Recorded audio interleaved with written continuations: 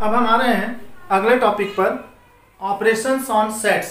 Operations on sets, जिस प्रकार से बीजगणित और अंकगणित में जोड़ना, घटाना, गुणा करना और भाग जैसी संक्रियाएं होती हैं। बीजगणित और अंकगणित में आप जानते हैं कि जोड़ना, घटाना, गुणा करना, भाग देना, ये कॉमन चीजें हैं। ठीक है, यही को हम संक्रियाएं बोलते हैं। प्लस, माइनस, इनटू, डिवाइड, इनको संक्रियाएं बोलते हैं। मूलभूत संक्रियाएं, मैथमेटिक्स की मूलभूत संक्रियाएं। जनरली कभी कभी कुछ लोग कॉमन टाइप का सवाल कर देते हैं, चलो तुम गणित लिए हो, चलो बताओ कि मूलभूत संक्रियाएं, फंडामेंटल ऑपरेशंस ऑफ मैथमेटिक्स क्या होता है। तो कई लोग जवाब नहीं दे पाते ये क्या होता है फंडामेंटल, है ना, ऑपरेशंस। तो फंडामेंटल ऑपरेशंस जो होते हैं गणित में, उसको हम बोलते हैं धन, ऋण, गुणा और भाग। इसको फंडामेंटल ऑपरेशंस के नाम से जानते हैं। उसी प्रकार से सेट थ्योरी, सेट थ्योरी एक प्रकार का एल्जेब्रा है जिसको हम मॉडर्न एल्जेब्रा के नाम से जानते हैं। मॉडर्न एल्जेब्रा, आधुनिक बीजगणित। तो आधुनिक बीजगणित में सेट थ्योरी में ऑपरेशंस कैसे लगाए जाते हैं, यानी उसमें भी क्या जोड़ना, घटाना, गुणा, भाग ऐसा होता है कि नहीं होता है।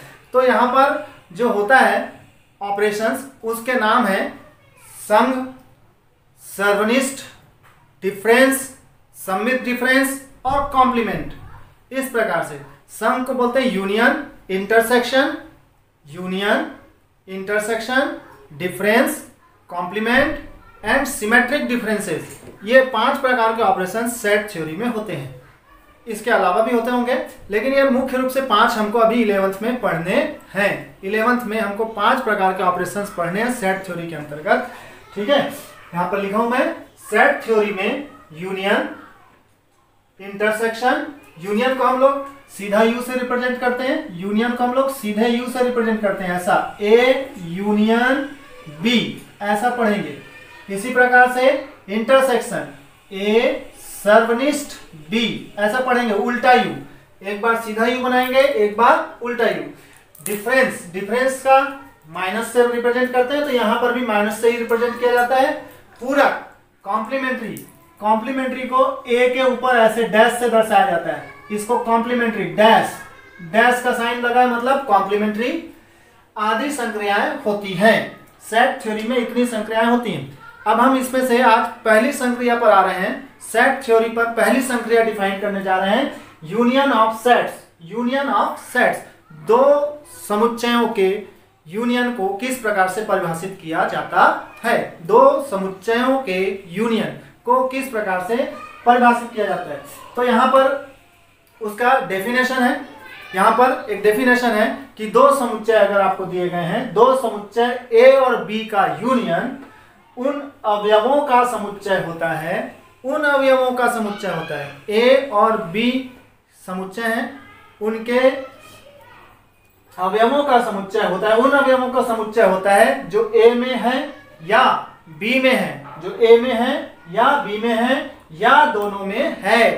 ध्यान से सुनेंगे, जो ए में है या बी में है या दोनों में है। ए और बी के संघ को, ए और बी के यूनियन को ए यूनियन बी बोलकर लिखते हैं और इसे ए यूनियन बी बोलकर पढ़ा जाता है। इस प्रकार से ए सीधा U, B A union B बोलकर पढ़ा जाता है। ये हो गया कि उसका डेफिनेशन क्या है और हमारे सरलतम शब्दों में हमारे दिमाग में क्या जा रहा है। ठीक है, फिर इसका गणितीय रूप आता है कि हम इसको गणितीय रूप में किस प्रकार से लिखते हैं, गणित की भाषा में हम इसमें कैसे काम करते हैं और इसको किस प्रकार से डिफाइन किया गया है। क्योंकि ये तो सामान्य बोलचाल की भाषा में आ गया कि हमको ये समझ में आ रहा है सर, लेकिन यहाँ पर गणित के रूप में जब हम कोई भी सवाल बनाएंगे सेट थ्योरी में, तो हमको जब ए यूनियन बी मिलेगा तो उसका डेफिनेशन हमको इस प्रकार से डिफाइन करना पड़ेगा। डेफिनेशन इस प्रकार से डिफाइन करना पड़ता है। मैं एक बार पढ़ के बता रहा हूं, A union B, A union B is equal to X is such that X belong करता है A, belong करता है A मतलब X A का अवयव है या X B का अवयव है, X belongs to B या X belongs to दोनों, दोनों मतलब दोनों में हो। ठीक है, या इसी को हम इस प्रकार से भी बताते हैं, कभी कभी अगर हमारे पास खाली दो ही चीजें हैं, X belongs A union B is equal to X is such that X belongs to A या x बिलोंग्स टू b। ये हमको जब हम मैथमेटिक्स के सवाल बनाते हैं तो इस प्रकार का A यूनियन B का मतलब हमको इस प्रकार की डेफिनेशन को लिखना होता है। इस प्रकार की डेफिनेशन मैथमेटिक्स के अंतर्गत लिखी जाती है। A union B equal to x is such that x belongs to A या x बिलोंग्स टू B। या इसको इस प्रकार से भी लिखते हैं, अगर x बिलोंग करता है A union B, double implies that x belongs to A या x बिलोंग्स टू B या x बिलोंग्स टू A और B। इसको हम लोग या ही पढ़ते हैं, A या B। ठीक है, दोनों में होना चाहिए। इसी प्रकार से इसी को फिर से लिखें, अगर x belongs to A union B, पढ़ेंगे कैसे उस पर ध्यान दें, क्योंकि हमारी जबान पलटनी चाहिए। गणित है, जबान पलटनी चाहिए। अगर जबान नहीं पलट रही है तो दिक्कत होगा गणित को सीखने में। तो x belongs to A union B implies that, double implies that x belongs to A या x belongs to B। अब यहां पर आते हैं, अगर x belongs नहीं करता है, x does not belong to A union B, x does not belong to A union B, double implies that, इसका अर्थ होता है, इसका अर्थ क्या है, double implies that x belongs to A या x does not belong to A, sorry, x does not belong to A या x does not belong to B। ये हमारे को मैथमेटिक्स में लिखना है। अब मैं आ रहा हूं इसको समझाने के लिए। तो समझाने के लिए यहाँ पर एक एग्जांपल्स के द्वारा बताया जा रहा है कि अगर आपके पास दो सेट दिए गए हैं, एक है A और एक है B। A के अवयव कौन कौन से हैं, 1 2 3 4। B के अवयव कौन कौन से हैं, 3 5 6।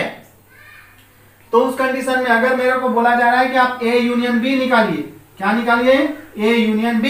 तो जब मैं A यूनियन B निकालने आऊंगा तो यहाँ पर हमको क्या बोला गया है डेफिनेशन में, जो A में हो या B में हो या दोनों में हो। तो यहाँ पर हम लास्ट वाली परिभाषा, जो दोनों में हो और जो 2 बार आता है उसको 1 बार लिखेंगे। तो यहाँ पर हमको मालूम है सेट थ्योरम में लिखते हैं, है ना। तो 1 2 3 4 3 5 6। तो A यूनियन B कैसा होगा, 1 2 3 4। A के पूरे एलिमेंट्स आ गए, B के एलिमेंट्स भी आएंगे, 3 5 6। तो 3 एक बार आ चुका है, रिपीट नहीं होगा, इसलिए हमारे को क्या लिखना पड़ेगा, 5 और 6। तो A यूनियन B 1 2 3 4 5 6 हो जाएगा। इस प्रकार से होता है। एक और एग्जांपल मैं बताने जा रहा हूं यहां पर, उसको समझिए। यहां पर लिखा है A इक्वल टू इस प्रकार से 1 3 5। एक एलिमेंट है 1 3 5 और B इज इक्वल टू क्या है, 2 4 6। आप देख रहे हो दोनों में कोई भी एलिमेंट कॉमन नहीं है। ठीक, तब A यूनियन B कैसा हो जाएगा, A के एलिमेंट पूरे आ जाएंगे और B के एलिमेंट, तो 1 2 3 4 5 6 हो जाएगा। इस प्रकार से होगा। अब हम इसका आगे पढ़ेंगे वेन आरेख में किस प्रकार से प्रेजेंटेशन होता है। अब हम आ रहे हैं वेन आरेख द्वारा संघ का निरूपण कैसे किया जाता है। वेन आरेख द्वारा संघ का निरूपण, तो वेन आरेख द्वारा A यूनियन B का निरूपण करना। यदि U कोई सार्वत्रिक समुच्चय है, थोड़ा सा ध्यान देंगे, यदि U कोई सार्वत्रिक समुच्चय है और A और B दो समुच्चय हो, दोनों उसके उप समुच्चय हो, तब वेन आरेख का रेखांकित भाग A यूनियन B को दर्शाता है। ध्यान देंगे, इस प्रकार से एक आयत बनाएंगे, उसके किनारे में क्या लिखेंगे, U, और यहाँ पर एक सेट है A, यहाँ पर एक सेट है B। इसका पूरा भाग रेखांकित होगा, पूरा भाग वो A यूनियन B को दर्शाएगा। पूरा रेखांकित भाग A यूनियन B को दर्शाता है। समझ आ गया होगा मेरे ख्याल से वेन आरेख। मैं इसको और एग्जांपल से क्लियर करता हूं। यहाँ पर एक एग्जांपल यहाँ पर मैंने लिया है, नीचे दिख रहा होगा आप लोग को। यदि A बराबर 1 3 5 7 और एक सेट लिया है B बराबर 5 7 9 11, दो अलग अलग सेट है। ठीक है, दोनों में क्या दिख रहा है हमको, 5 और 7 जो है वो कॉमन दिख रहा है। कॉमन दिख रहा है मतलब दोनों में है।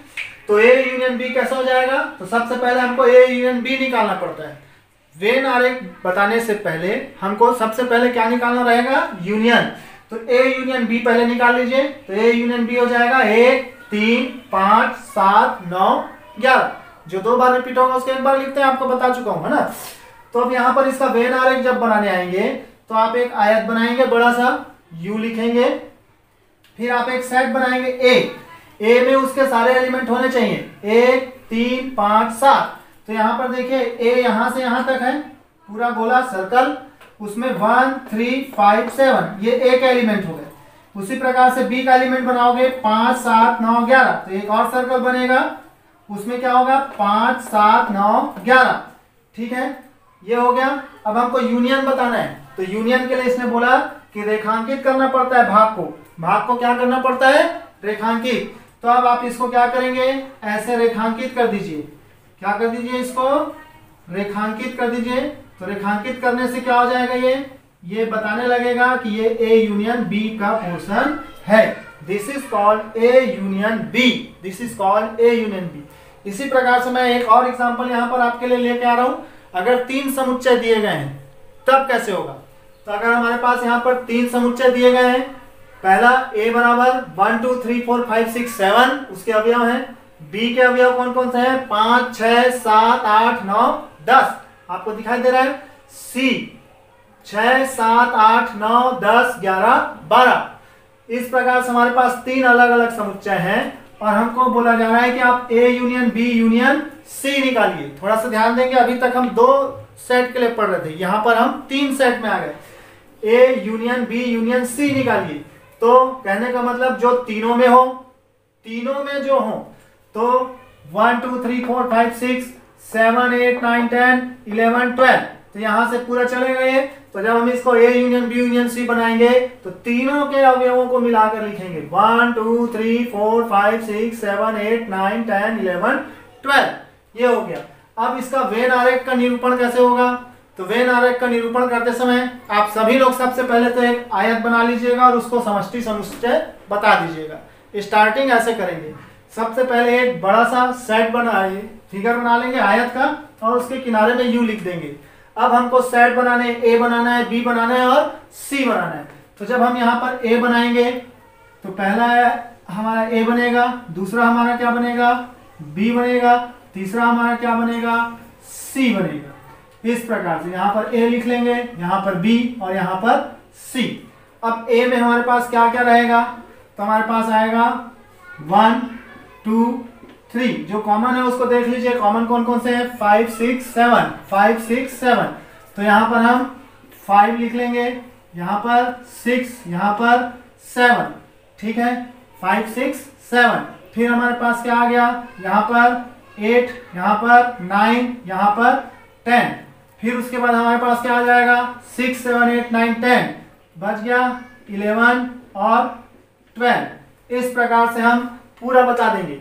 अब सी के सेट में क्या क्या देख लीजिए, तो सी का सेट चालू हो रहा है, ये पूरा गोला सी को बताएगा। 6 7 8 9 10 11 12 सी में है। बी में देखिए कोई भी एलिमेंट छूटने ना पाए, 5 6 7 8 9 10 बी में है। ए में क्या क्या दिख रहा है 1 2 3 4 5 6 7 सब दिख रहा है, क्लियर है। तो हम अब इसको क्या कर देंगे, इसको अब हम रेखांकित कर देंगे। क्या कर देंगे, इसको रेखांकित। तो जब हम इसको रेखांकित करेंगे तभी ये यूनियन को बताता है, अदरवाइज ये यूनियन को नहीं बताएगा।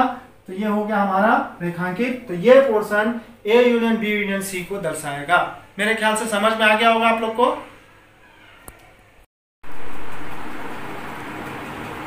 अब हम आते हैं ऑपरेशंस और सेट जो अपन पढ़ा रहे थे अभी संघ, तो उसमें एक और उदाहरण लेते हैं। उदाहरण नंबर 4 कुछ इस प्रकार से एग्जाम्पल दिया हुआ है कि यदि a बराबर a e i o u और एक सेट दिया है b बराबर a e a i u, आप ये दोनों सेट को देख लीजिए, तब हमको दिखाओ कि a यूनियन b बराबर a होगा।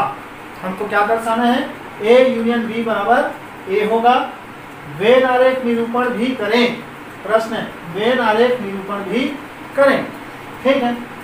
हम इसका सॉल्यूशन करते हैं। यहाँ पर आते हैं a is equal to a e i o u, b के अवयव लिख लिए a i u।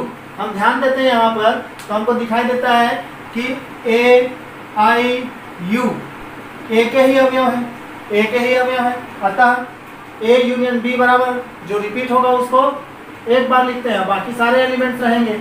तो ए ई आई ओ यू हो गया, ए यूनियन बी बराबर इतना हो जाएगा। तो फिर रिपीट को एक बार लिखना है। स्पष्ट है ये क्या दिखाई दे रहा है हमको, ये वापस हमको ए दिखाई दे रहा है, वापस हमको ए दिखाई दे रहा है। स्पष्ट है कि ए यूनियन बी बराबर ए होगा।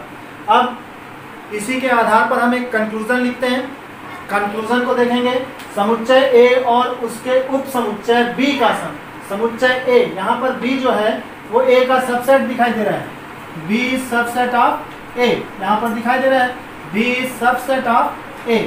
तो समुच्चय ए और उसके उप समुच्चय बी का सम स्वयं समुच्चय ए होता है, स्वयं समुच्चय ए होता है। यदि समुच्चय ए और उसके उप समुच्चय बी का सम स्वयं समुच्चय ए होता है। अब इसका वेन आरेख निरूपण करते हैं।